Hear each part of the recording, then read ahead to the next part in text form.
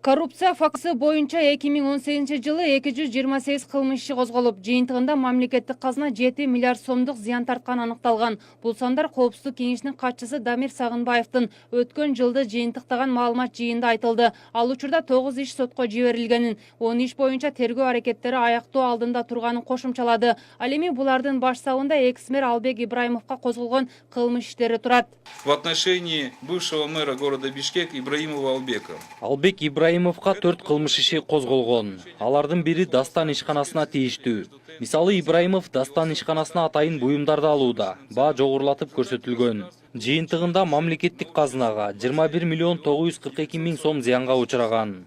Коопсуздук кеңешинин маалыматында Ибраимов Бишкек шаарын жетектеп турганда пара катары 270 миң доллар алса, Ысык көлдөгү күнөөстүү жээк пансионатын сатууда 152 миллион сомду мамлекеттин казынасына жеткирбей, жеке кызыкчылыгы үчүн иштеткен. Ал эми Баткен аркылуу Америкага чыга ачкан мурдагы биринчи вице-премьер-министр Аскарбек Шадиев КМШнын парламент аралык ассамблеясынын Чыңгыз Айтматов атындагы сыйлыгына жогорку кеңеш тарабынан бөлүнгөн 30 миң долларды кымырган. Шадиев был приговорен заочно. Аскарбек Шадиевке кызмат абалынан кыянаттык менен пайдалануу беренеси боюнча айып тагылган. Мындан улам ал сыртынан 10 жылга соттолуп, мүлктөрү конфискацияланган.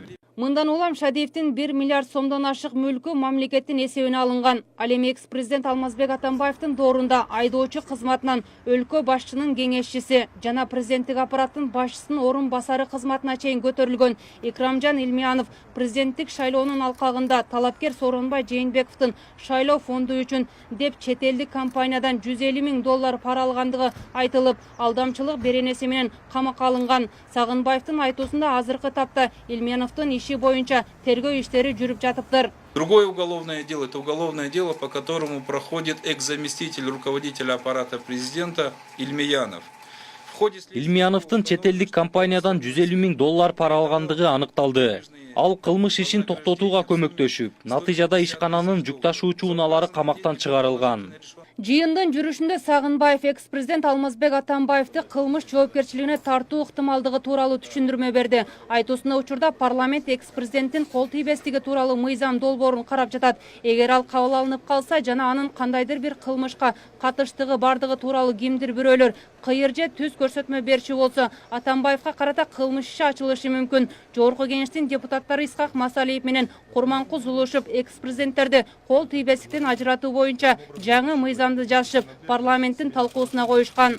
По экс-президенту Атамбаеву я хотел сказать... Эгер жогорку кеңеш тиешелүү мыйзам долбоорун кабыл алса, кылмыш иликтөөлөрдүн алкагында Алмазбек Атамбаевдин жоопкерчилиги каралышы мүмкүн. Айыпталуучулар кандайдыр бир көрсөтмөлөрдү бербейт деп айта албайбыз.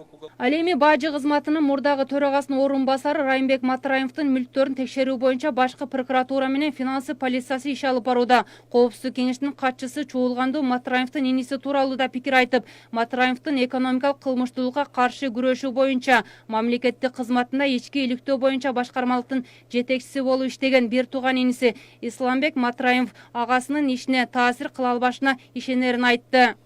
По поводу Матраимова и его младшего брата. Матраимовдун иниси текшерүү иштерине кийлигише албайт. Ал каржы полициясынын ички тартиптерин карайт. Анын үстүнө ал учурда эмгек өргөсүндө жүрөт. Бул иштер башкы прокуратура менен экономикалык кылмыштуулукка каршы күрөшүү боюнча мамлекеттик кызмат тарабынан биргеликте жасалып жатканын кайталап айта кетейин. Ошондуктан Исламбек Матраимов өзү каалаган күндө деле бул иштерге ал таасир эте албайт. Буга чейин мурдагы өкмөт башчы Сапар Исаковдун жактоочусу Нурбек Токтакунов Кытайдын ТВ компаниясы менен макулдашууну ратификациялоодо парламенттин ошол кездеги төрагасы Асылбек Жээнбековдун, парламенттик комитеттердин жетекчилери Курманбек Дыйканбаев, Кожобек Рыспаев жана Каныбек Иманалиевдин бул ишке түз тиешеси бар экенин айтып чыккан. Бирок Сагынбаевдин билдирүүсүндө кылмыш ишинин алкагында алардын жоопкерчилиги каралбайт. Кроме этого, во время прохождения осенне-зимнего периода было... Жылуулук борборун оңдоп түзөөгө байланыштуу иликтөө иштери аяктаган. Ишти жуманын аягына чейин сотко өткөрүшөт. Иликтөөнүн жыйынтыгында 53 томдук чоң көлөмдөгү далилдер топтому түзүлгөн. Токтакунов айткандай фактылар боюнча териштирүүлөр болбойт. Анткени кылмыш иши жыйынтыкталган. Мамлекеттик кызматкерлердин мүлктөрүн декларациялоо боюнча мыйзам иштелип жатат. Агалай кызматкерлердин жакын туугандарынын мүлктөрү да текшерүүгө алынат. Сагынбаевдин билдирүүсүндө декларация боюнча жакында дагы бир катар чиновниктерге мыйзамсыз байыганы үчүн кылмыш иштери ачылат. Гүлзара Бакаева, Арнас Маратов, Next TV.